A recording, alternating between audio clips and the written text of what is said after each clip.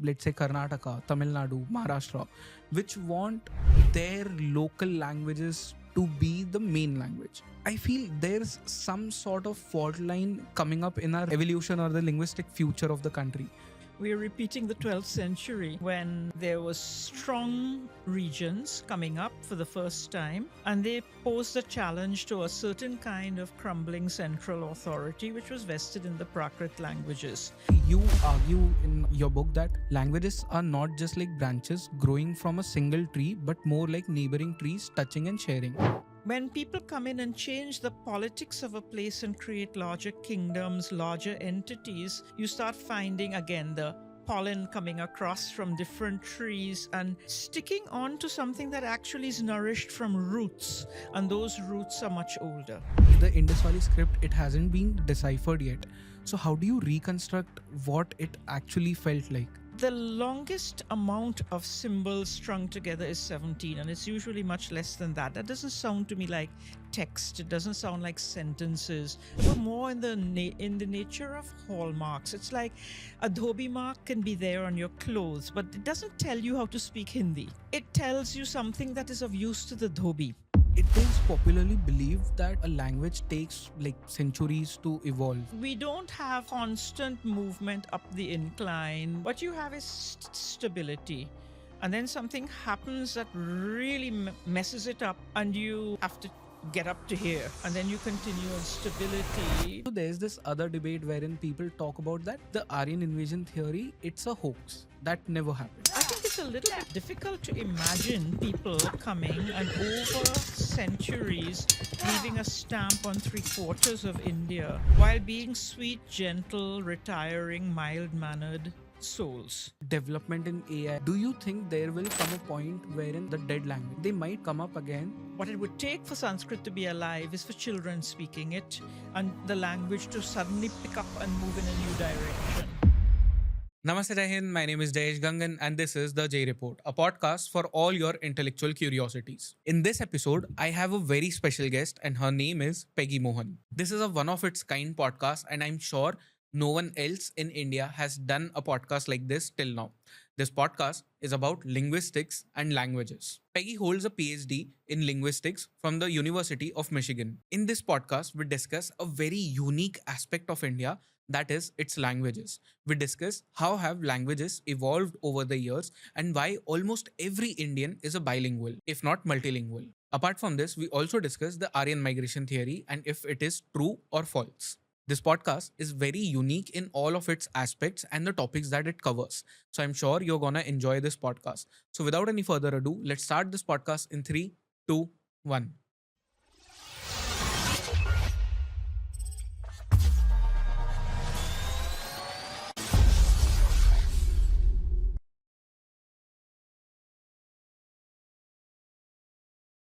Peggy, welcome on the show. As I was telling you behind the cameras, that I've grown up reading a lot of your texts, even your books. A lot of my professors have recommended me your books to understand how languages have evolved over the years, what has been the evolution, and from where a lot of the things that we talk about today, where all of these things actually come from. And today we are going to discuss all of these things and much more. So, firstly, welcome on the show. Thank you for having me. So, I really want to understand from you firstly that where did this bug of trying to find out the evolution of languages started for you? When did that happen? Well, in the obvious way, when I was 10 years old, going into high school, we started learning more languages. I started finding that they looked all alike, and then when I went home, my father said, "Yeah, but you know that all these things, words you're telling me in French and Spanish and Latin, you know, in Hindi, they're not very different." And I remember the usual way getting curious that how come a language like an Indian language, and we didn't know Sanskrit. I was just 10 years old. There were similarities, and I kept being interested in languages and thinking I was going to go this way. Then I think the next major situation was, since I grew up in the Caribbean, my first language was Creole English. And your teachers keep trying to breed it out of you. It's like when you speak English in class, the teachers try to make you speak English. Well, they were trying to get the Creole out of me. And then I went to university in the West Indies, and those that was the age when Creoles were being studied for all sorts of exciting reasons. And one of them was that they told us our history. And they mentioned that the grammars captured a lot of things of West Africa, and that the words captured a version of English or French or Dutch or Portuguese. There was maybe a little bit of one Creole with a little bit of Spanish. So the question was, how did this happen? And there were theories going around, things that suggested that they happened very fast.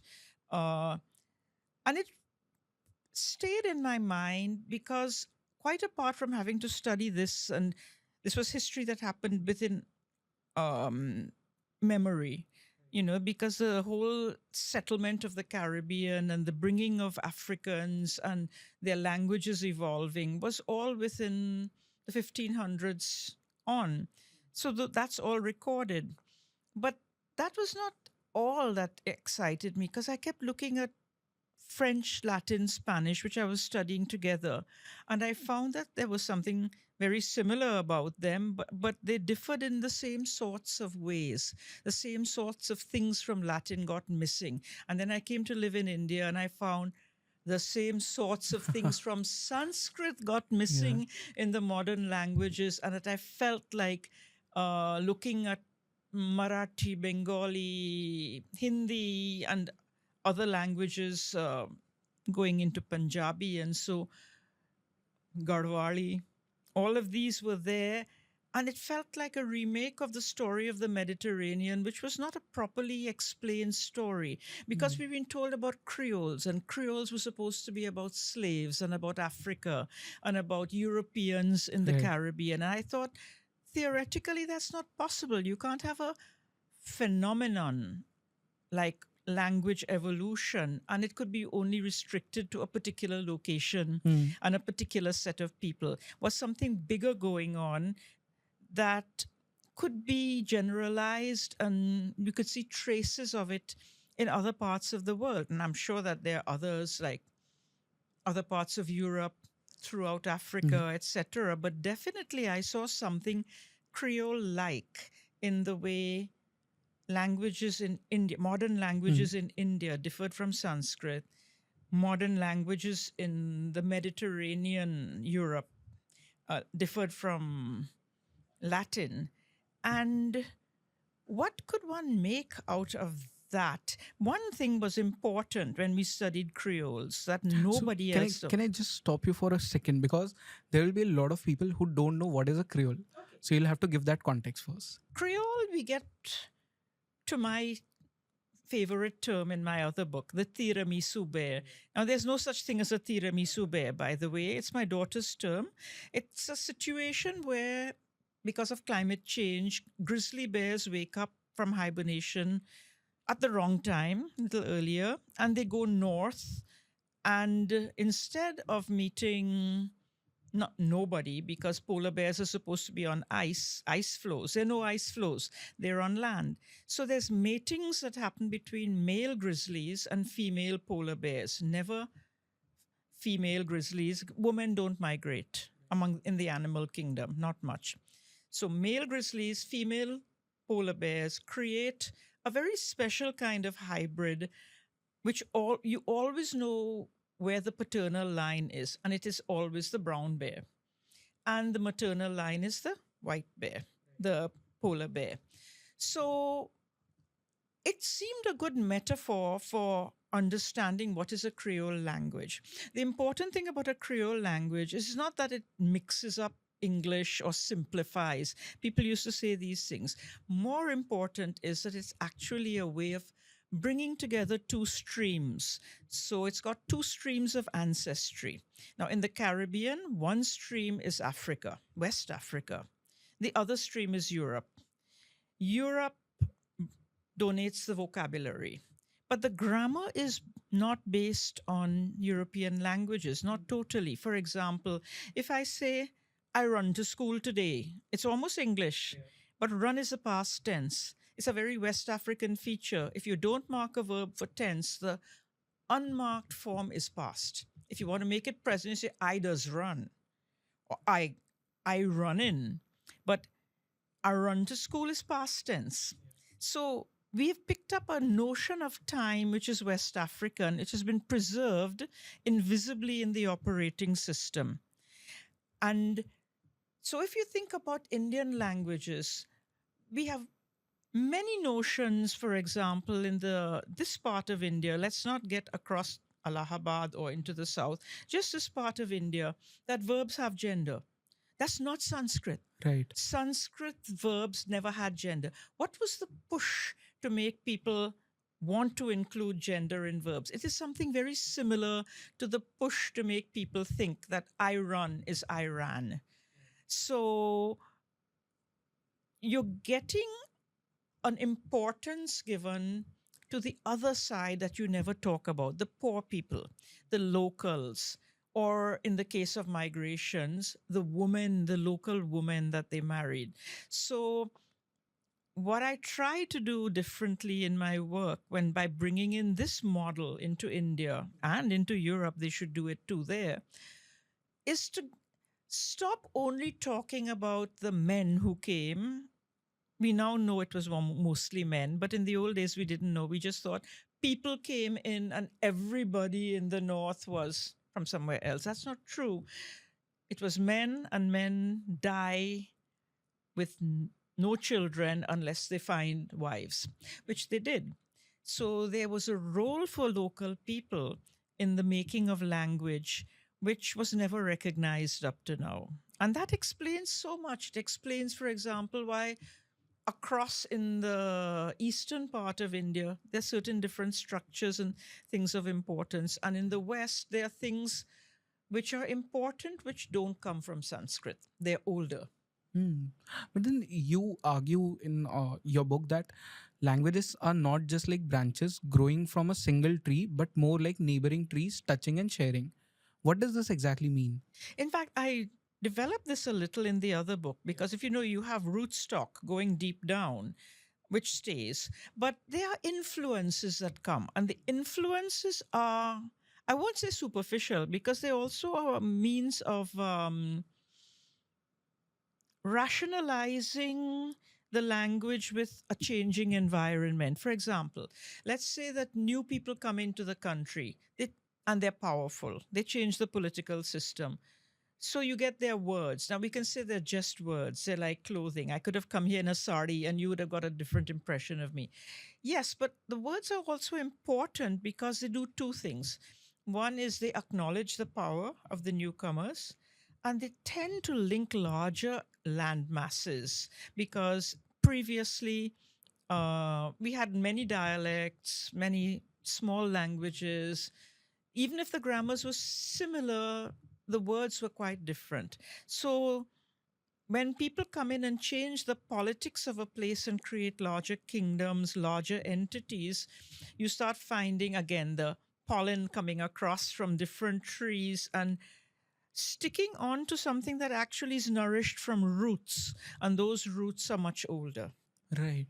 But if I had to ask you, there are a lot of distinct communities in India which spoke a lot of distinct languages, but they never left a written record for that. So, to what extent can we actually study the evolution of a language? There's a certain amount of reconstruction that we have to do. In what sense? Okay, supposing I wanted to know, and this is what I do in this book, new book, Yeah. Father Tongue Motherland. I wanted to find out what could the Indus Valley language have looked like.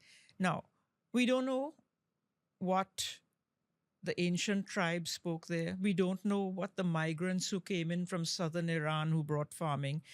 We don't even know what the Indus Valley language sounds like.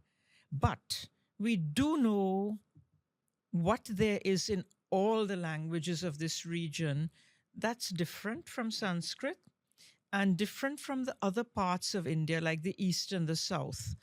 And we can put these together and start coming up with a notion of features that must have been there in whatever preceded Sanskrit.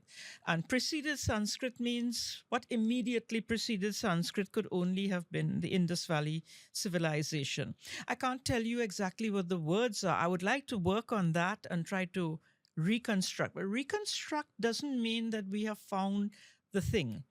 We have found a very good possibility of what the thing was because we were not around to hear it. Nobody wrote it down. But then, because the Indus Valley script, it hasn't been deciphered yet.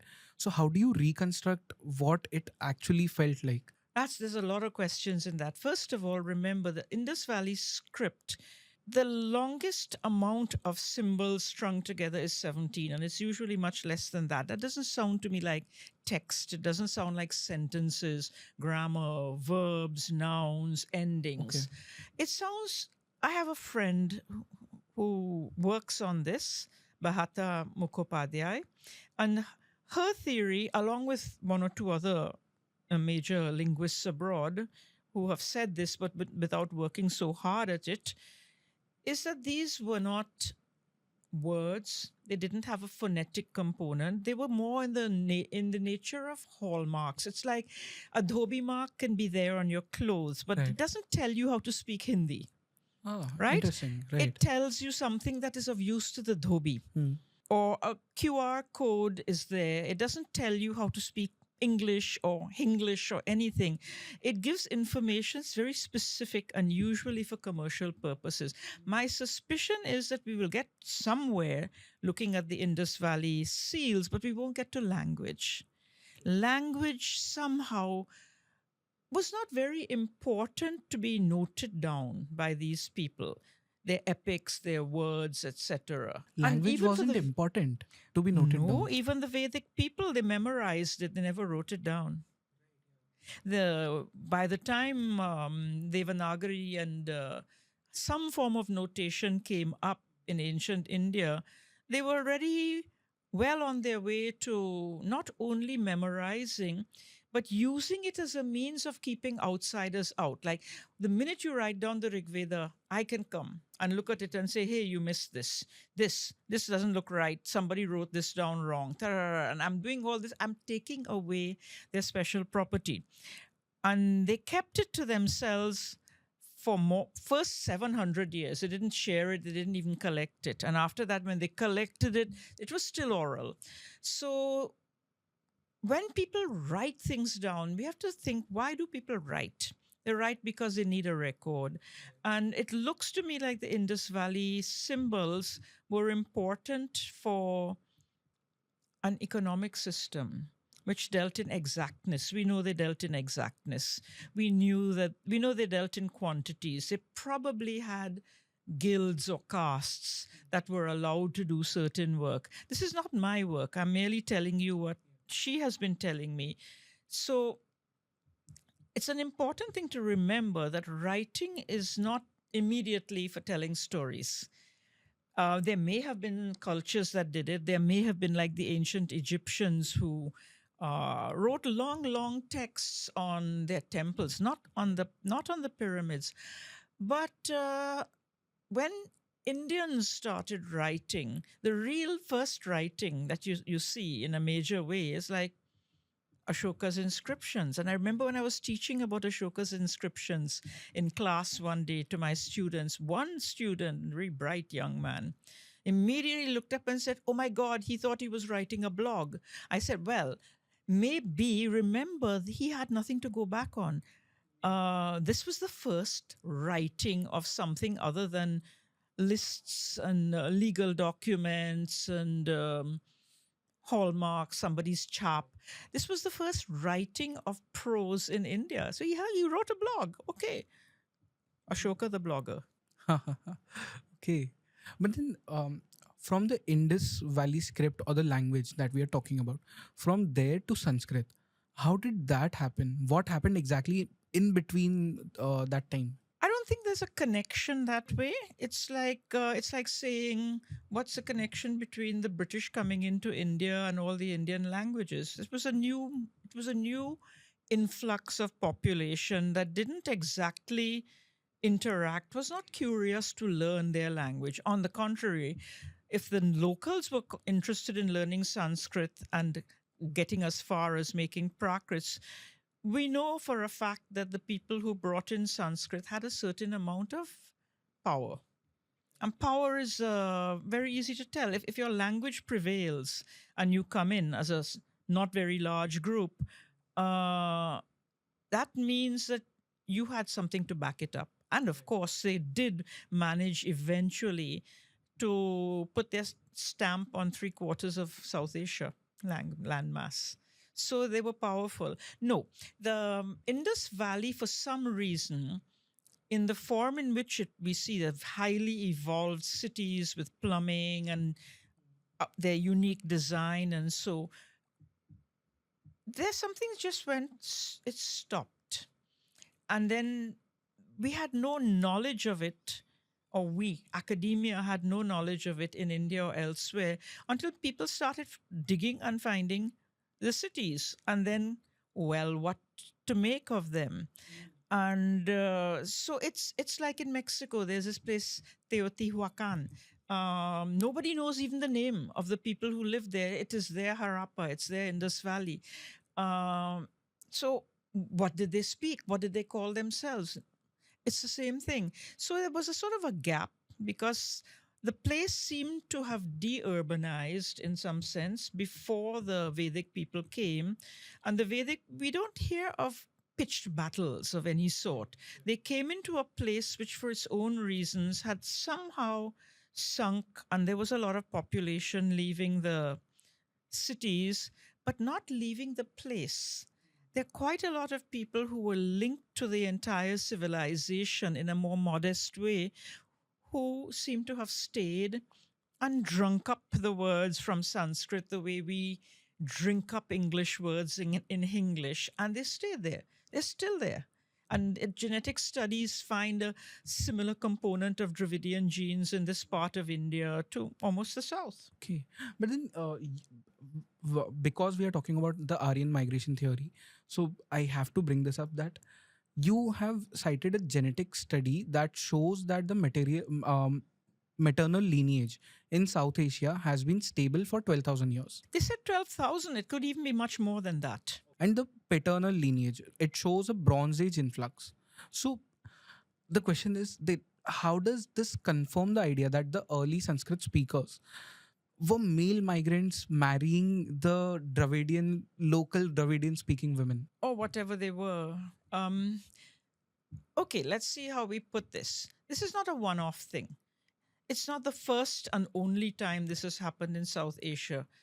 Even the Dravidians came into being as a synthesis of men coming in who brought farming skills from the Zagros Mountains and meeting what I would call first Indians. Now, I don't know, there could have been things happened in between, but they haven't left a genetic trace. But if you look at the female, the mtDNA, mitochondrial DNA in India, you don't see jerks in the trend. You see that, in fact, when the first studies were done, they were done on mitochondrial DNA, and people got shocked. It said nobody had ever migrated into India, but we knew that couldn't possibly be.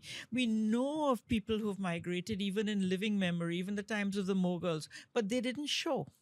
None of these people were showing up. And then maybe 2 years later came the first Y-DNA study, which showed quite a lot of influxes of men.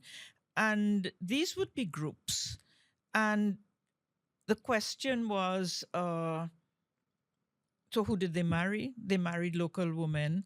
Why did they come? Why did they not bring women? Answer: women don't generally migrate, even men to go as slaves to the West Indies, Indians going to the West Indies. Great efforts had to be made to get even 20%, 30% of the people migrating to be women. That is with force and with bribery and everything. Women don't migrate. The pattern I see, and let's not stick on the Aryan thing, because that is only a small part. Well, not a small part, but it's just part of the trend. the first people who came out of Africa were not technically migrants. They were not saying, here is India, we're going there. Yeah. There was no concept. They were And exploring. they were the first people out of Africa. Hmm. So wherever they were just spreading out. They weren't even exploring. Okay. Exploring brings in this male thing that young men saying, there's no place for me here, let me go Right. and see what else is there. There may have been some of that. But the spreading out means so slowly you get populations getting extended, which contain enough women to reproduce. Hmm. So by the time they reached the Indus Valley and then they started moving around in India, and there are thousands, huge numbers of thousands of years where they were pretty much alone, except with other hominids. We had hominids in Yeah. India too. So they brought the woman by and large. Hmm. After that, all the other migrations that have left a trace, while women may have come, they were in such small numbers. And if we look even back, like in Mughal era and the Sultanate era, all the important people you hear of, Ghalib, Amir Khusro, they all had Indian mothers. So the that the woman may have become Muslim and not appeared to be too different, but they were clearly totally of Indian stock. So in the time of the right after the Indus Valley, there was a general moving around of men out of the Caspian area, Pontic Caspian area, firstly into Europe, and we believe from some genetic studies down into Iran and down into India. So we infer from that. I'm not a geneticist. I'm using their data because I'm trying to match it to my linguistic information. But one infers from that this must be the people we're talking about, because Sanskrit, from description of certain things in the Rig Veda, and so it suggests that sort of a root, certain kinds of vegetation. They talk of something called soma, which grows in Afghanistan, but not in India. It still grows in Afghanistan. It's not been lost. It's just that they weren't in India at the time that they were talking about this. So we have an idea matching everything up, and we're using probability that there's a very, very high probability that that particular migration of those genes and the people who brought the Rig Veda and talked about skirmishes with locals and so on and with each other was these people. Okay. But then, because you mentioned Sanskrit over here, I really want to understand that Sanskrit also went through a structural change. And you suggest that when these first mixed families sort of started coming up, the children, they first learned their mother's language and then the father's language. So, how did this expand to the structural changes in Sanskrit? Okay. That was so long ago that let me give you a more modern one that you could see it with. Think of something like Dakhini or Hindi, Urdu. It wasn't called Urdu yet. The mothers were all Indian. The children learned the Indian languages. Amir Khusro knew all the languages of the area. And then when you get approximately what we would now call school going age, around age 5, the father's language begins to be taught, at least to the boys. And in fact, to this day, in this whole part of India, I don't know whether your part of India has it, but I suspect it does too, is that there's a strong feeling that there's certain things that boys are taught and other things that girls are taught. Like in my mother-in-law's family, men were non-veg. Men studied Persian and Urdu. Men liked ghazals and those kinds of songs. Women were veg. They learned bhajans. They was educated in Devanagari or Gurmukhi or whatever. There was a perception that women were not even the same ethnic group. So your question, to go back to that about what was Sanskrit like when it came, there were about 700 years until the coming of the Kuru dynasty. It's probably not a big kingdom, but it sounded like a big one. When you had these Brahmin shakhas, and shakha in the sense is like a family. They lived together. They kept these old hymns. Some of what they said was garbled, and but they had them for major events, Shrauta ceremony, rituals, and so nobody was noting it down. And each little group of each little family of Brahmins had a slightly different version. Some had hymns that others didn't have. Some pronounced things in different ways. And at sometime around 700 years later, when the first kingdom came up, the Kuru kingdom, and they decided, right, we are going to sort this out. We're not fighting with each other anymore. And we need these Brahmins to validate the new kings we are planning to induct into the empire. We need to collect these hymns. They sent out a bunch of people who were probably like people like me, linguists who love going into villages with their, they didn't have tape recorders, they memorized. And they all memorized whatever they heard. And they'd get together in the evenings and argue. Ki, I have heard this. I said, but you couldn't have heard that. That's not what I heard. Mine is different. So then, okay, so let's say it's this. And then they actually did an editing job and brought the language into line. By the time they did it, there were a few new things in the language.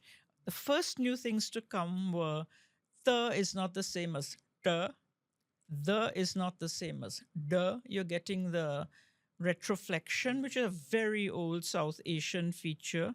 And it's older than Dravidian because it's also there in the Andamans. It's also there in Australia, Australian Aborigines. This is an old first out of Africa feature, which remained in the Dravidian languages, and it came into Sanskrit. My professor Madhav Deshpande, once in class from 1976, he came in and he said, I've discovered when it came in, and I've discovered how it came in. And I was the only one in the class excited and listening to everything he said, and it's found its way into my book. And that his suspicion that this obviously came from something local in the language. He didn't know exactly how. Then the genetic studies that the children were half local. And then slowly the question is, when did it come? Now, there are two questions there. When did it get into recitation? When did it get into people's reciting, not writing, reciting the existing Rig Veda, as opposed to when they were talking with each other? Yeah. So my suspicion is, and this reconciled a big debate among linguists, was that it probably came in immediately in regular conversation. The children have turned, and that the reasons why this had turned into a t, but this remained a t. And but you can still have that in your regular talking. But when you're reciting the Rig Veda, you do it in the old way. Now think about good Urdu speaking families. When they speak Urdu, they would have ra, pahad is the word for mountain in Urdu. Right. All these things, ta, da. But when they recite Farsi, they don't have it. So the question is, how long did it take for it to come into Sanskrit? It did not come into Farsi because Farsi is a written language. So you know that you're looking at it and you're saying there's no ta anywhere here. So okay, we won't pronounce it. But there's no writing for the Rig Veda. It was all memorized. And over ages, people started slipping things in. And even with all of that, if you really look at the text of the Rig Veda, it's not as much as you would expect. There are not enough ta, da, erna. There's no erla, except people will tell you it's in the first word, but that's for different reasons. But if you look at all the languages of the Pakistan area, these sounds are all there. Right. They're ta, da, erna, erla, sh, and a few others up in Pashto and so. But it is popularly believed that a language takes like centuries to evolve. But this particularly, like in a single generation, it changed. How did that happen? See, there are a lot of the things that we think of as theories, which are we believe them to be true, but we don't know why we believe them to be true. Like we believe that evolution is a very slow, gradual incline. Why do we believe that? If you really ask yourself, you don't know why you believe it. If I ask you how you look after your flat, do you clean it every day the same amount, or do you wait for it to get really dirty and you worry that you'll be losing important papers, and suddenly in a flurry you fix everything up and let it get dirty again? So that suggests, in a nutshell, a theory of evolution which a Harvard evolutionary biologist, Stephen Jay Gould, proposed, called punctuated equilibria, which means that we don't have a constant movement up the incline the way you think you're supposed to have in school. What you have is stability, and then something happens that really messes it up, and you have to get up to here, and then you continue on stability because there's no reason to tinker with things every day. It's like, if you've bought gym equipment, when do you finally use that gym equipment? The minute you have a bad back. Otherwise, the damn thing is there with your towels drying on it, right? So the notion of evolution as something gradual is something we should wonder about. Is it correct? Because language doesn't seem to bear it out. It isn't that we are day by day absorbing new things, and so maybe a vocabulary, but definitely not major structure. What we have is stability, and then suddenly comes the 12th century and bhakti, Sufis, people coming from Central Asia, the Buddhist empires have crumbled, this, that, and the other, and suddenly we have a bunch of new languages. So it's in almost what you'd call an eye blink of evolutionary time, a new level of stability has been achieved, and then you stay. Because people don't, it's like, wouldn't you prefer, if you had to go somewhere, that's why we use steps and we don't use gradients. This gradient is not a very human friendly thing.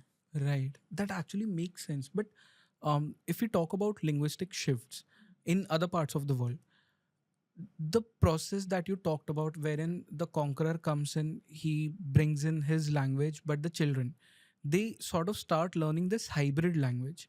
Is it the same in other parts of the world as well? Or was this something that happened in, let's say, the Indian landmass? In fact, it's only now being thought of as something that happened here. Definitely happened in the Caribbean in the sense of slavery, but not conquerors in that same sense. Europe, around the time that the Romans decided to conquer Europe, everybody who's read Asterix comics know that they went into Gaul, and they had, I mean, that used to be our homework when we studied Latin, that the Roman side of the story, that we have gone to fight these barbarous Gauls again. Who went? They were, obviously, if they're armies, they're not women. These are men who went into these places. And what happened? This Latin, which is very similar to Sanskrit in having all these karaks, went. Everybody used the ablative case, which is the at you get in Sanskrit, as their basic thing. So we started getting words ending in O, words, and, French was different because French maintained its old Sandhi rules from before Latin came. So in much the same way, almost all the modern Southern European languages differed from Latin, except for one. The only one that kept something of Karaks was Romanian. And I get myself into trouble, and I'm ready to do that for this, because Romanians believe we have Karaks because, we are the real Romans. Now, you have Karaks exactly like the Russians have it, exactly like the Ukrainians have it. You were in Slavic space where Karaks are a very normal thing. You just don't want to look at them as people who were your neighbors or maybe your ancestors or whatever. So in a way, they maintain something not because of Latin, but because their older language, whatever it was, it must have vanished, had it. A lot of these languages, Lithuanian had more Karaks than Russian. And that these are the people from the area where we think the whole uh, Indo-European migration must have started. So I see it there. I see it in India. I see it in the Caribbean. And since this is just the beginning, I'm sure there must be many other places where one could imagine these things happening. Right. We haven't looked. Okay. But if we look at the linguistic history of India, you talk about this one term called diglossia. Diglossia. Diglossia. And this is something which fascinates me because there's one language that you speak at home. It could be Prakrit. The other language in the olden times, and the other language which you speak in formal spaces, and that could be Sanskrit. And more. There could be other local languages less, what shall I say, erudite than even Prakrit, older languages. How did this actually shape us as a country, and also in the modern times? Is English doing that same thing? See, okay, let's get it into the modern era. It'll make sense. I remember once I went to the US and I was driving a friend's car and I needed to get it fixed. I took it to the mechanic and it was impossible for me to think of how to speak to the mechanic in English because I talk to mechanics in Hindi. So, well, I was lucky. The mechanic knew Spanish. So I spoke to him in Spanish and I felt perfectly normal. Of course, mechanics don't speak in English. I went to a friend's home and how do you talk to her little toddlers in English? It didn't make any sense to me. Fortunately, they also spoke Spanish. So I spoke to the kids in Spanish. I had this perception locked in my head that there's certain things you do in one language and certain things you do in another. And it's not that you speak two languages because you know straight away that if you have to translate from English into Hindi, you often don't know how to do it because you haven't done the same things in both the languages. So it's almost as though English and Hindi are in a single category. And what you speak to your mother, your grandmother, to poor people, to the dhobi who comes, to the sabziwala, that's going to be in one language. And as you move up, you can do a bit of mix. But to talk to a journalist, if I were doing this interview with you on technical issues of linguistics in Hindi, I would be stopping and trying to mechanically translate my thoughts because these thoughts have not come to me in Hindi. Whereas the thoughts of how to talk to an electrician or a mechanic, accountant even, have not come to me in English. So that is a diglossia that we have even now. And the result is that I can appear to speak extremely good Hindi when I'm talking to a painter about how to organize my house or a carpenter. I can't do that good Hindi. I suddenly am stuck when I have to speak to a journalist. And I remember once a journalist wanted to talk to me about diglossia in Hindi. I said, I'm going to do something very strange. I'm going to speak in Hindi and I'm going to let you see all the mistakes. I want you to see my hesitation. I want you to see how uncomfortable I am. And that is a revelation to you about what diglossia is. Right. But then if we if we look at diglossia from this frame and then we go back to Sanskrit and Prakrit. Sanskrit was a language of elites. Prakrit was spoken by the common people. Oh, No? it wasn't. Okay. That is another thing. Prakrit is extremely close to Sanskrit. It is as close to Sanskrit as good English with a Bengali accent is to English. Oh. You notice it mostly in the accent. You notice it in a few things that have been. So remember, the people who spoke Sanskrit were not the common people. Prakrit were not the common people. They were the locals who had learned Sanskrit pretty well, but they could be distinguished by little things in the way they spoke. Now, after a few hundred years, even the Brahmins in their daily life, when they were talking in their homes or to their children or out on the street or even to each other, but not in a formal situation, they were speaking in Prakrit.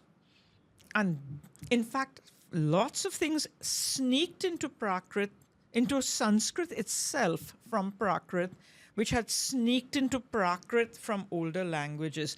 Right. The best example, because it came slowly, was this thing that in Hindi, everybody outside this North India hates, which is this nay thing.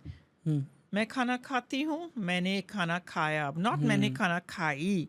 That's going to be a big problem because in Right. Dakhini, you would have to say something equivalent, apun khana khai. Right. I don't think so. No, not with me. But the point being that ne thing that you get in Hindi has come slowly sneaking 1000 BC and continuing into the Prakrits, slowly finding its way into Sanskrit, so much so that if you meet a really good Sanskrit scholar and you ask him how to say, I ate food, they would use the word khadita, by me khadita. They wouldn't say akadat, or that word is that kind of past tense, which is I ate, vanished in favor of something similar like mene kana kaya, verb agreeing with kana and not with me. So these are things that slowly sneaked in over the years, and we don't know what all otherwise sneaked in. I'm trying to work on it, but this is the biggest and most obvious one that came into modern languages, and they're not in Sanskrit. They are not in the Rig Veda anywhere. They are, however, almost certainly in a simpler form in the Indus Valley languages. So is it right to say that Sanskrit wasn't a living language in the daily life of the people? Probably not by the time you got the classical Sanskrit and things like Kalidasa and Shakuntala and so forth, who uh, it was a text. It was a literary text. So for literary work, and so they were educated. Let's say that maybe by the age of 10, a good Brahmin boy should be good in Sanskrit. But age of 10 is not the same thing as saying mother tongue. So if it was not your mother tongue, it was a language you had good instincts about. You would be inclined to simplify it to look like your Prakrits and put in this Menikana Kaya thing. Come on, let's do that. This makes more sense to me. And by then, people were letting it happen. But it wasn't dead. But except there's a technical definition of dead that I use. If any child age 5 is not speaking your language on planet Earth, the language is technically dead because people who know it are not using native instincts. Like if you ask me about Hindi, I grew up in the Caribbean. The only Indian language I knew was Bhojpuri, which doesn't have doesn't have ne, doesn't have gender, doesn't have a lot of things. When I have to think about Hindi, I can sometimes do a fairly good job, but I'm aware that the smallest child in this part of India will be right and I will be wrong if I disagree with them. So, in that sense, my learning Hindi as an adult has no bearing on the language. So, it could be dead. I could be speaking a dead language. But when a child has grown up through the process, learning what children learn first, learning how to say no and how to negate things, slowly learning various what the whole process, what is linked to what a child would want to say, not what you would want to say, then you have an organic growth of the language, and we call that a native language. So the children, whatever they say about the language, you dare not say they're wrong. It is their language. You can tell me I'm wrong because I didn't learn it as a child. Right. So it's a funny definition of native. So any language which has no speakers under the age of 6 is in one sense a dead language. How many dead languages are there today? You can't count them, and then there must be many more than there must be so many dead languages in India that we never ever heard of. For example, forget this part of India. Let's go into the Jharkhand, Chhattisgarh. how many tribal languages are there? There must have been many, many, many more. And perhaps even the languages we speak nowadays, like Bhojpuri, Maithili, Bengali, for heaven's sakes, came out of a whole stream of languages that were once tribal languages, and we don't know them anymore. How does language connect me to my, let's say, the history or the culture? Because today there's this debate that goes on about linguistic apartheid, wherein let's say how English has dominated the professional spaces, the elite spaces, or the spaces where opportunities are present. In those spaces you are bound to speak this one language, and somehow it starts then taking over your whole life. And when that happens, do you actually move away from your culture? You either move away from your culture, or if you are your culture is moving with you and changing. Because culture is not a static thing. We must also remember that. So I don't know how to exactly answer the question to what extent the culture is allowed to change, because we also have a notion, which may be wrong, that things should be static and that the beautiful things of the past should be preserved. They can't be. The little child that you thought was so cute is going to grow up. And but then should they grow up in an unhealthy way? So, and that's again a value judgment. I would like to think that Indian languages grow in a stream that is organic to this country, but then conquests and globalization, all of these are also a part of reality. So it's hard for me to say, but yes, you're absolutely right that English is pushing its way, but then so is Hindi pushing its way into all the dialect space here. So is Nepali pushing its way into Tibetan space. Bengali is pushing its way into Santal space. So it's something that's been happening all around. What Santal language has not pushed its way into other languages of the area? So this is a very, we would like to not have this happen, but then that's a part of the a very um, functioning ecosystem, I guess. But the reason why I asked this is that so recently there's a lot of news that comes out from Bangalore, wherein if you don't speak the local language, which could be Kannada or any other language, you are sort of shunted away from the society.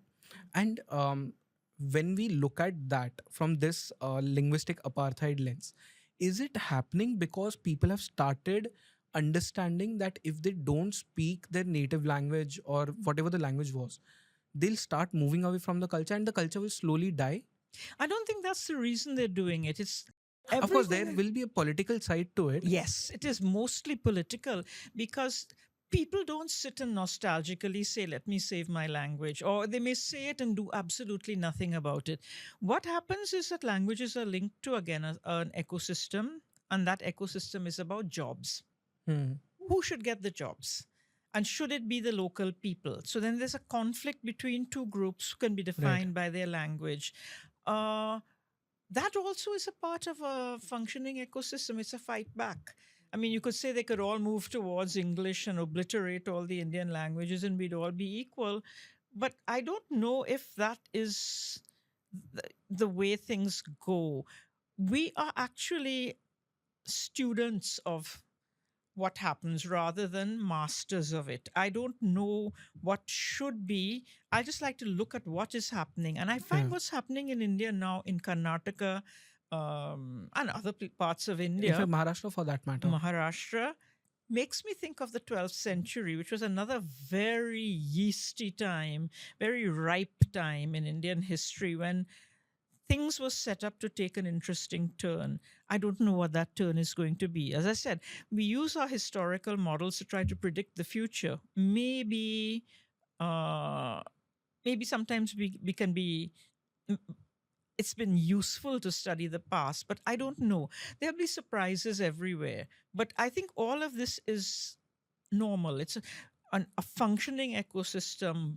Brutality happens to a lot of languages. We hope it will be less. We try to mitigate it, but things don't remain static. Okay. You have mentioned three phases or the three outlines of English in India. which were early trade, colonial administration, and the post-independence expansion. Has English now replaced, let's say, Sanskrit or any other language as the language of the elites? Yes. Isn't so I circle back to the same question which I asked you previously. Isn't that taking away the people of this country from their roots? Yes, it is. But then you see, that's the problem that the people of this country, people anywhere, don't have the power to fight the thing that needs to be fought, which is again the global system. This is not about language. This is a reflection of other choices they are being forced to make. Like when you say, should you send your kid to an English medium school? If it's just you as an individual, maybe you should, because your child, forget the rest of the world and the future, is going to survive. And maybe you can damn the whole country, but your kid will not suffer. That may be one way of looking at it. Another way of looking at it is, what kind of country have we made that people have to make these kinds of choices? So that is a larger political issue and has to be dealt with um, in another way, using again the punctuated equilibrium model, that when things are so wrong with the way things are running here, there come moments when things start cracking and new opportunities arise, and suddenly, wow, here comes Dakini, here comes English, here comes Kannada, which has got new features in it. And it's exciting because it's a fight back, and perhaps this is the only way you'll begin to see uh, something happen that's not, say, like some of the smaller countries which have ended up being completely just English speaking. Right. Do you think languages have stopped evolving? Evolution is a funny thing. What is evolving? Wouldn't you call English a nice and interesting kind of evolution? English is probably, it sounds like a joke. You know, you say, oh, wow, people are saying, ye dil mange more, and that is English. But that's an interesting thing to study. I have a feeling, looking at all the tribal languages in the Jharkhand area, which are picking up bits of Bengali, and looking at English, it tells me something about what must have been happening 4,000 years ago when most of the big migrations came. The people from Southeast Asia into the eastern region, the Vedic people into the northwest, and one other major one we must not forget, the Dravidians moving south. The Dravidians moved south. We've given them a free pass. There is not a single language in South India which can be called tribal non Dravidian. They are all Dravidian. They have absorbed every single tribe, even without absorbing them genetically. This is a political thing. They have managed to create a space where, in order for tribals to thrive, they speak a language quite close to any of the other Dravidian languages. So it's not only English. This is something that's happened again and again. Yeah. And again, as with Prakrit, the languages you speak keep absorbing Prakrit words, they keep absorbing Dravidian words. And the interesting thing I look at when I look at South Indian languages now, the things that seem different from the Indus Valley, what I imagine to have been in the Indus Valley languages, are all things from the tribal languages. So something happened that when they defeated the tribal languages, they ended up absorbing one form of simplification. They got rid of the ne completely. But because you mentioned this, that the Dravidians, when they migrated towards the south of India, there's this huge debate, right? Dravidians versus Aryans. And also there's this other debate wherein people talk about that the Aryan invasion theory, it's a hoax. That never happened. Where do you stand in this whole debate? Okay, first of all, I don't know what is meant by invasion. I mean, did they come and loot the place and run away? They didn't run away. But I think it's a little bit difficult to imagine people coming and over centuries leaving a stamp on three quarters of India while being sweet, gentle, retiring, mild mannered souls. There has to be some military something with that. It's not just that they said, we have a lovely, lovely set of Vedas, and if you listen to them, you will agree with us on everything. Does that make sense to you? Would you listen to somebody who told you, listen, you've got to fall in line with my kingdom now? And you say, yes, yes, I think you're such a nice king. That's not how it happens. There is a certain amount of fear and coercion. And once you're talking about fear and coercion with any state, and not just then, all the states, all the migrations that have left their mark, there has been some muscle behind it. I don't know how to put this question up because what about the historical evidences? Like there has been no evidence of of let's say a major war that broke out. No, it doesn't have to be a war. Uh, How do you put up aggression without a war? you Could it be every government skirmishes? in independent India, do you think you have the courage to go and stand on the street and uh, mount a protest against something that's happening in India now? There's no war. Hmm. You're just you just see a huge amount of muscle in whatever dispensation is ruling, and you little careful. I'm careful. You're careful. There doesn't have to be a war. So it has to be systematic, To s- institutionalized. Eventually, it becomes that, but it doesn't start that way. Hmm. So the question is, there obviously the Rig Veda talks of skirmishes among themselves, Hmm. among locals. Sometimes the Vedic people allied with locals against other locals and other Vedic people. A lot of interesting things happen, but all of it is about conflict. Hmm. So conflict seems to be built into the making of huge entities. So while we have no information on what happened in the South, I cannot imagine that you cannot find even one tribe in the South that doesn't speak a Dravidian language. And what does that tell us? They couldn't have said, you're very nice people. We are forgetting everything about our past and we're going to go with you. Does it happen that way? I don't think so. So I don't have any more evidence than that. That's where models come in. That sometimes when it's like I don't know my way into the past, but I have a compass. And models are a compass to help you that if three quarters of South Asia, all of Bangladesh, almost all of Pakistan, most of North India going down into Maharashtra, going all across to Bengal and down to Orissa, are speaking what are called Indo Aryan languages. That's a footprint that is huge, and it's not done by hypnosis. Right. Okay. But because we were talking about AI of the camera, I want to understand from you. Do you think the development in AI, or let's say even machine learning for that matter, do you think there will come a point wherein the languages that we were speaking about, the dead languages, they might come up again? Like let's say Sanskrit. Do you think because of AI it might come up again? There's nothing to come up. A machine is not going to make your language alive. We're talking about alive is a different thing from saying you have a well preserved body. We have the well preserved body of Sanskrit. It's just not alive. What it would take for Sanskrit to be alive is for children speaking it and the language to suddenly pick up and move in a new direction. But because of AI, the learning process becomes easier and faster. I don't know.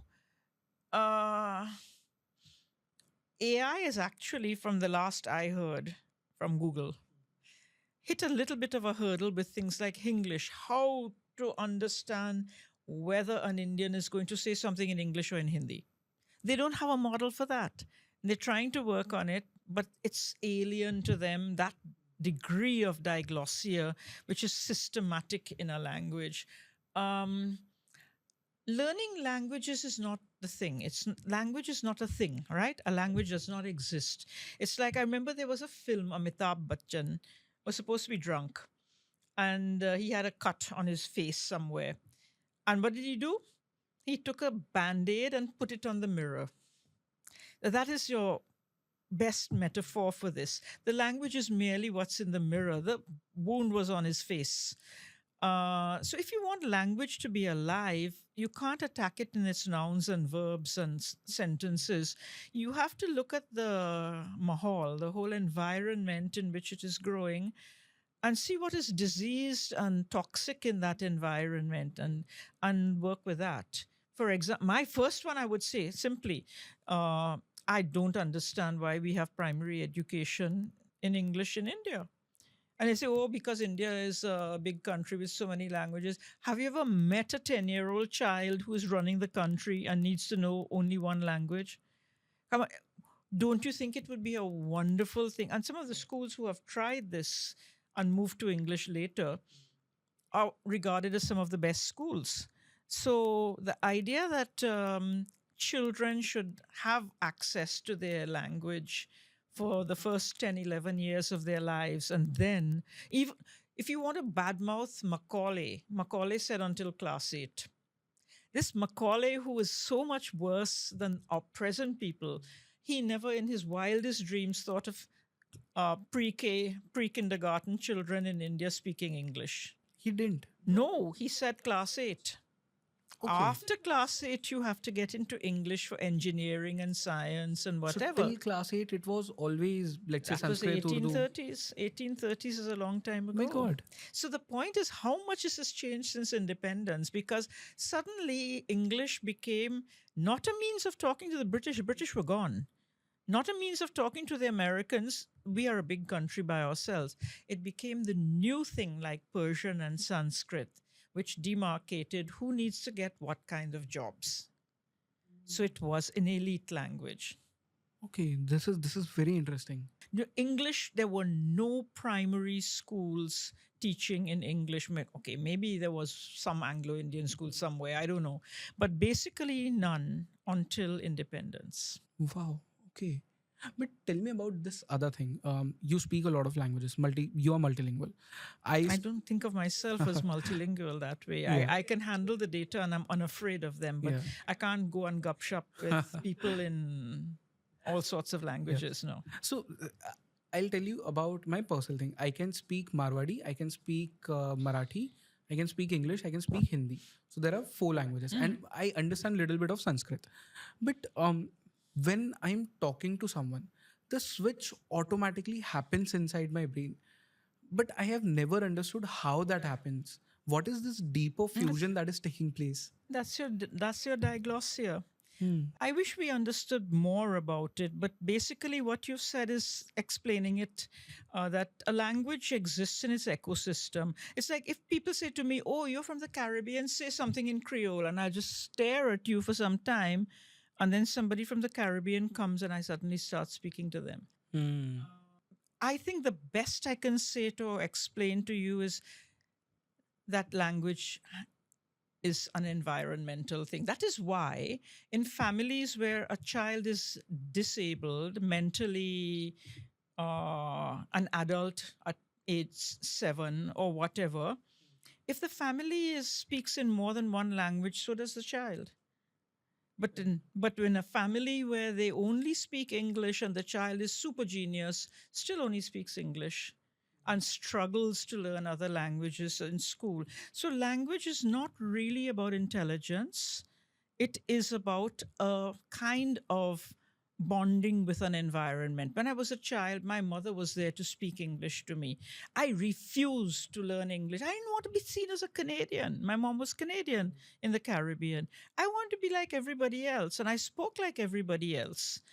And I could have learned her language. I understood her language pretty well. And then when the time came, quite late, I started picking up the final touches when I went there as a student to the US. What happens when a language actually dies? Is it just the language dying, or there are multiple factors that die with the language? Basically, what happens when a language dies? Now, it depends. If it's a written language, it's a important language like Hebrew in Kerala, Syriac in Kerala. There are records. There's a body, and the body remains for a very long time. Nobody's speaking it. But what else? What when it is a poor language spoken by villagers or something, there is no record of it. So what? So something different happens. You don't have people studying it in school and learning the nuts and bolts of how to speak it, though not as a native. You actually get almost nobody speaking it. You get like 5, 10 people who need to speak to their grandmother speaking it badly because that's not what they really speak, but they know enough to badly, like there's in Trinidad, the last 10 people who could speak Bhojpuri, um, everything would be tu bolbe, tu bolbe, मैं हम बोल बे. There's not That's not Bhojpuri, हम बोलब, but हम बोल बे, u बोल बे, no u बोली. They haven't got, but they've chosen the word बोल बे, and that's everywhere.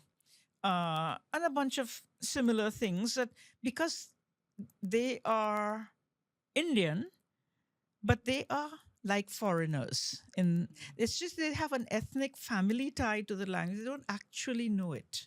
They don't speak it natively. So this is what happens when a language dies. You'll get about 10 of these people, and people will say, oh, the language has shrunk. It hasn't. It's being spoken by people who don't know it. But it's again the same punctuated equilibria thing. How it happened in Trinidad was very easy.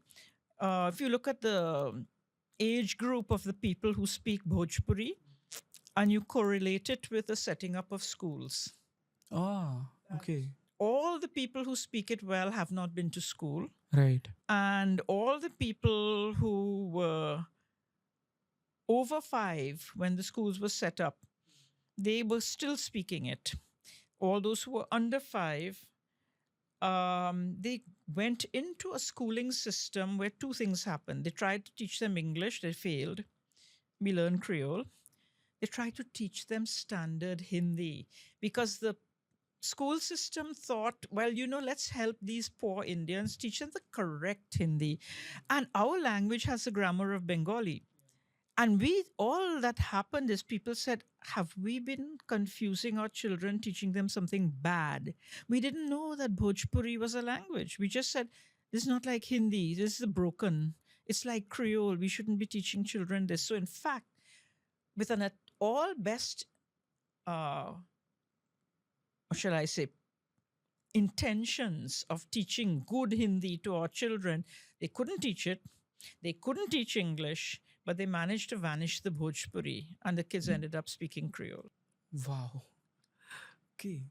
But this podcast has been a haywire thing. We spoke about a lot of things, and there's the machine in my mind is still churning, and there's a lot that we need to explore even now. But then when I look at the future of the country right now, something really worries me, and that thing is there's a central command in the country right now which is trying to impose, let's say, Hindi, and for that matter even Sanskrit.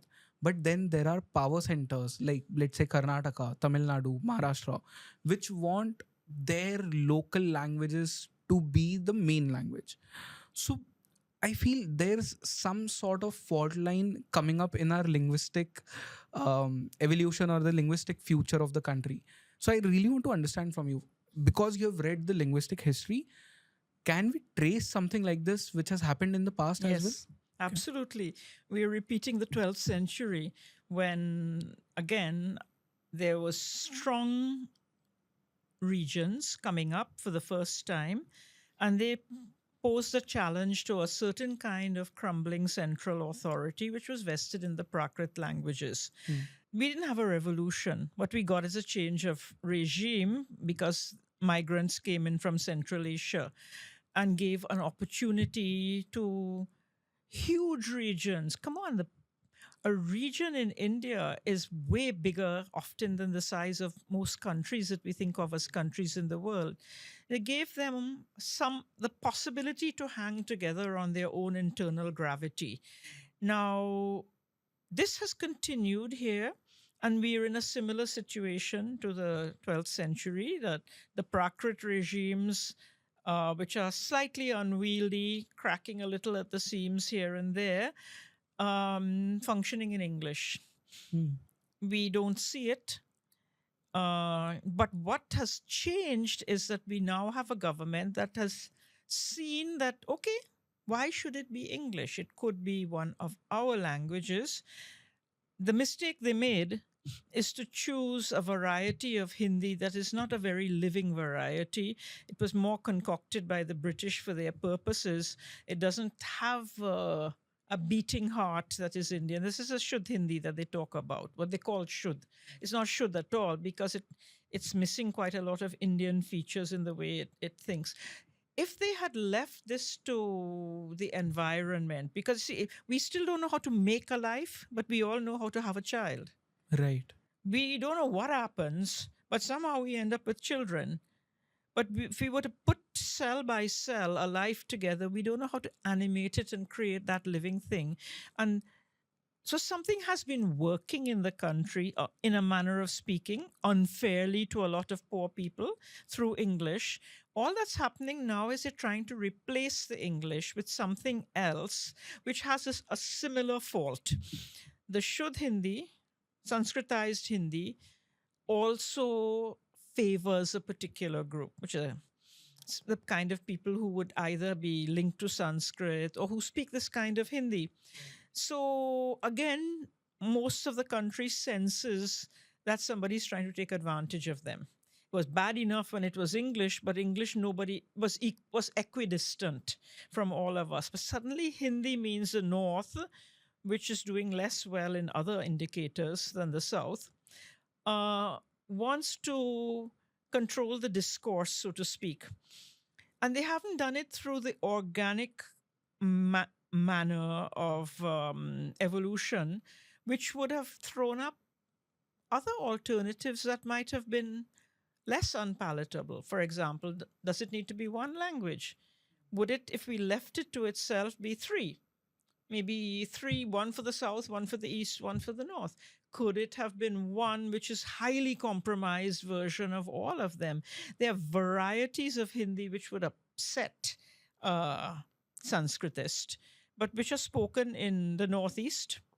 They're spoken in the Deccan, where the grammars have got features which don't go very well with Sanskritized Hindi or the Hindi of Delhi. Hindi is actually a language that dates back to this particular town we're sitting in. Right.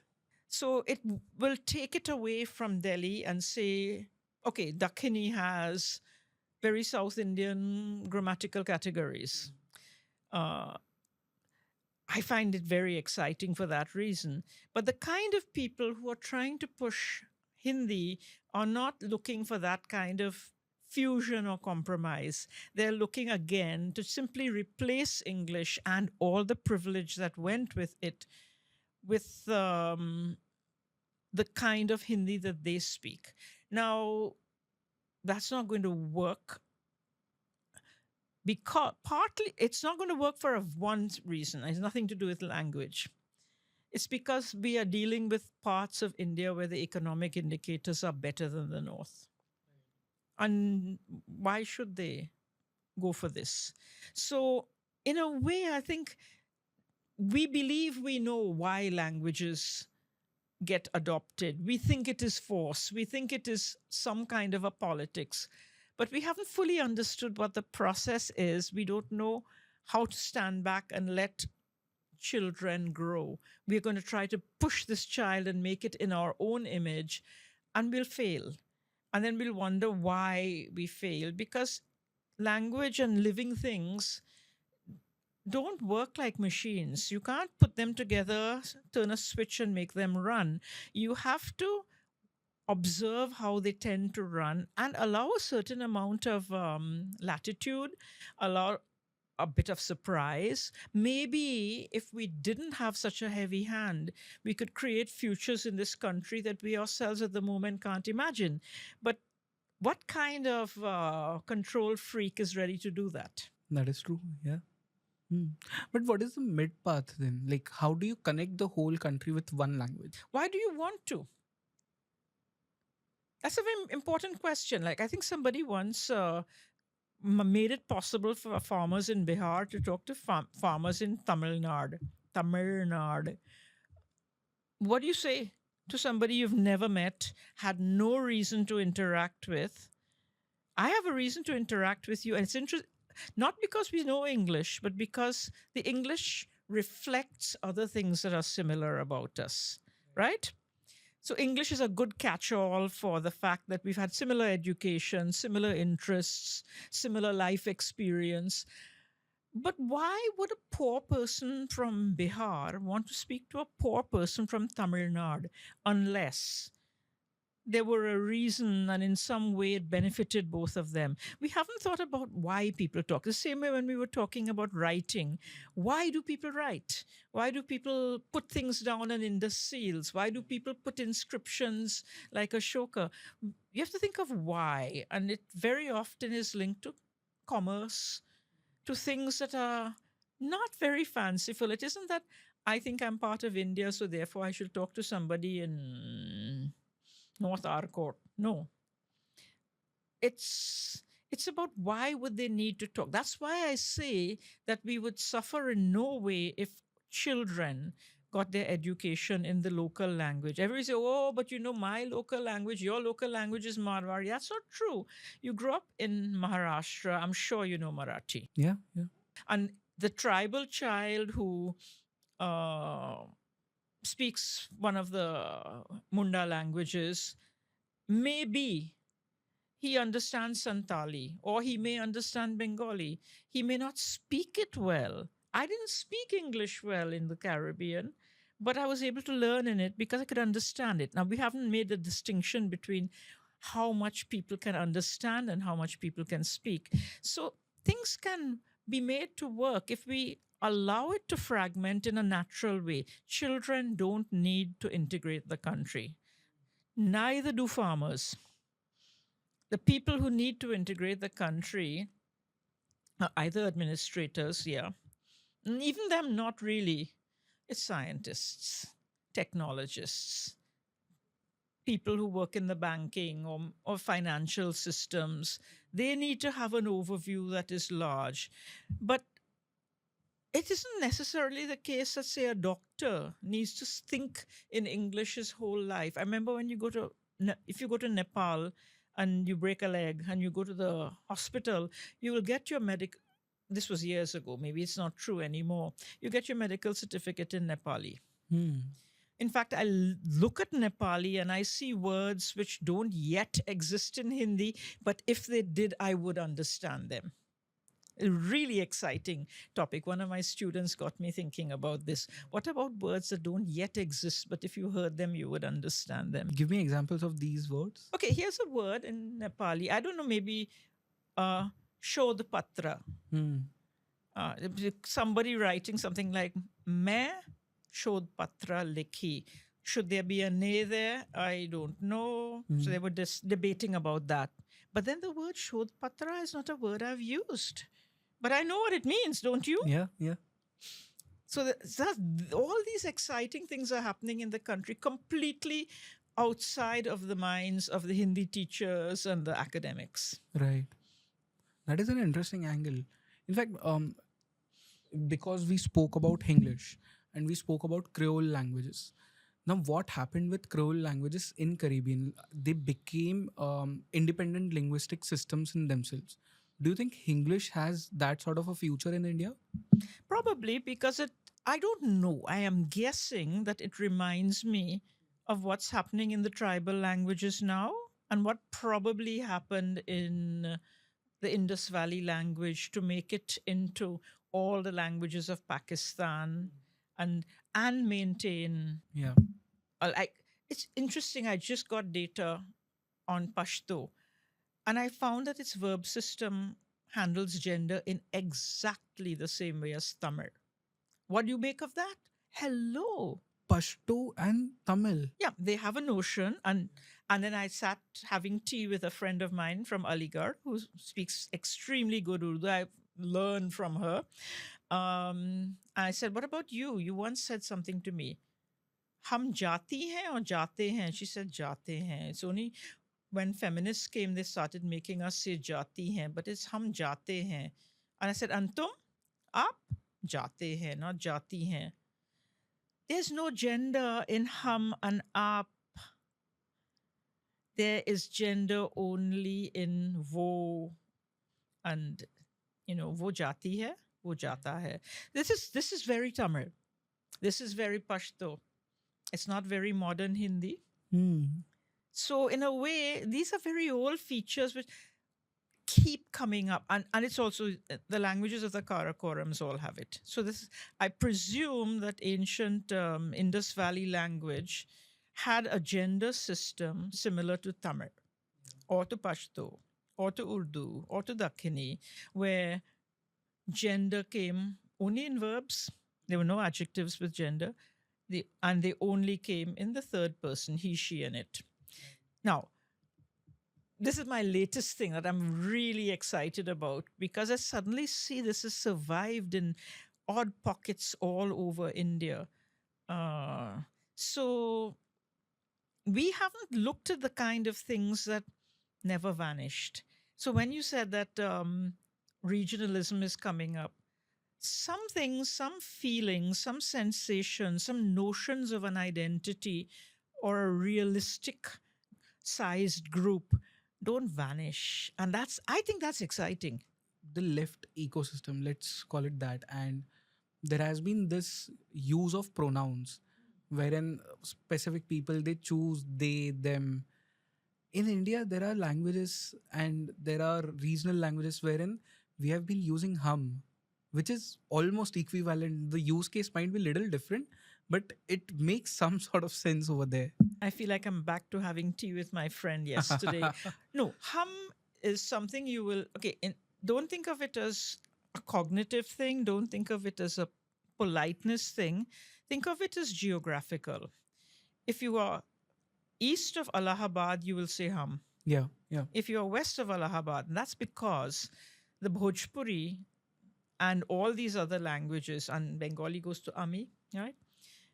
Have kept this. They don't have the concept of me. Hum is singular, and it is plural. You can make hum plural, humni. Actually, Right. we do that.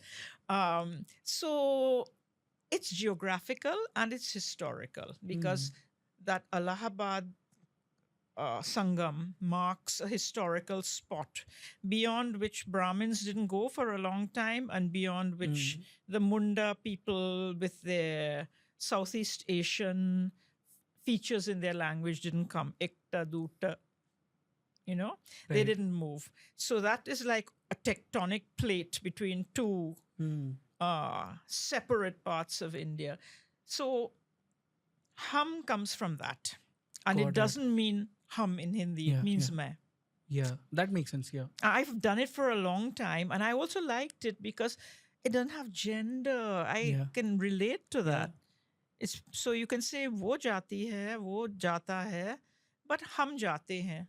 The gender part When is gone. I'm Yeah. basically speaking Hindi as though it was Bhojpuri, except Bhojpuri is only now picking up wo jati hai, wo jata hai.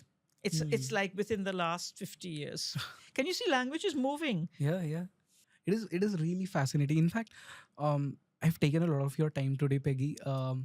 There's still that I cannot even imagine that needs to be unfolded here, in terms of linguistic history, in terms of linguistic evolution. But I have just one thing to ask you towards the end of this podcast, which is if languages are shaped by power, do you think in the future languages will be shaped by those who have power over, let's say, technology rather than history? See, technology is also a connecting force. And a connecting force is ultimately about something called community. Communication and community come from the same root. That's why you know that a power center is defined by an area that speaks the same language. And increasingly, it will move towards languages controlled by technology. However, technology is also, and this is something I would love to do in India, I would love to see it done. Indian languages are so much more similar than we give them credit for, and Chinese languages are much more different than we give them credit for. They're probably not very different in the degree of similarity and difference. And that if we could get away from the superficial thing, the top layer of language, that you will say kukur in Bengali and you say kutta here. And in Bhojpuri, increasingly, you will say kutta because we don't say kukur. I say kukur. Um, and you manage to take these very superficial top layer things and use technology to substitute them. And you also expect there will be mistakes in the beginning.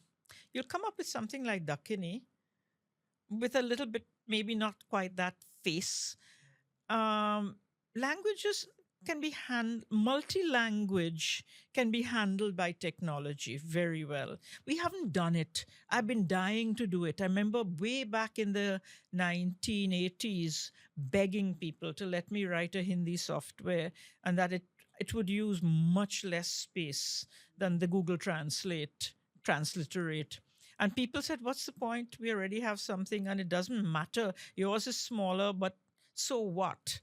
And now ChatGPT is worried that China has something is much smaller. It could be done, but we never got a chance because we haven't been excited and doing these things. It all we have Chinese. Do you think it's great fun for Chinese to type on a phone? They develop predictive text because that's the only way they could get around all the kinds of problems. We could do quite a lot of things which only suit us and maybe could ultimately suit English. We haven't done them because we haven't been looking at ourselves as a legitimate market and destination. That is true. Yeah, yeah. But if I had to ask you this one thing, and we can end the podcast on this question, is 100 years from now, what do you think will be the language in which people would be having a conversation? What do you think this podcast would be at that time? What language?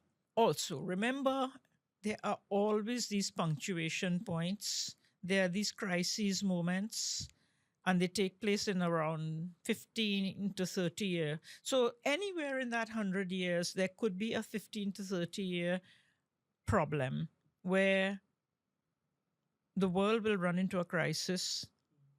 The West is not doing a very great job at the moment. It may suddenly start sinking. We are looking at a lot of other partners who also multilingual like us. Many things can happen. There are many scenarios, so everything is in probability. We could all be speaking English and be like a small country. I hope not. We could be speaking all our languages and do this and show you this is what it will look like in Oriya if I said it. Or we could have a language evolution which creates something that doesn't look like any of the languages around at the moment. A crazy kind of a fusion, which is it's a sort of a sliding thing. And my favorite example is something like Dakini, which can shade into Marathi, shade into Kannada, shade into Urdu. Hello, what a wonderful thing. And a tolerance for mistakes within people speaking it. All of these things can happen. Of course, you know which is my favorite one. Yeah. Yeah. Okay. Peggy, thank you so much for this conversation. We had so many different subjects in this one particular podcast. I enjoyed it. I absolutely enjoyed it because this is the first time when I'm talking about languages, I'm talking about linguistic evolution, and this has been an eye opener. So thank you so much for this knowledge, for Thank this you. conversation. Thank you.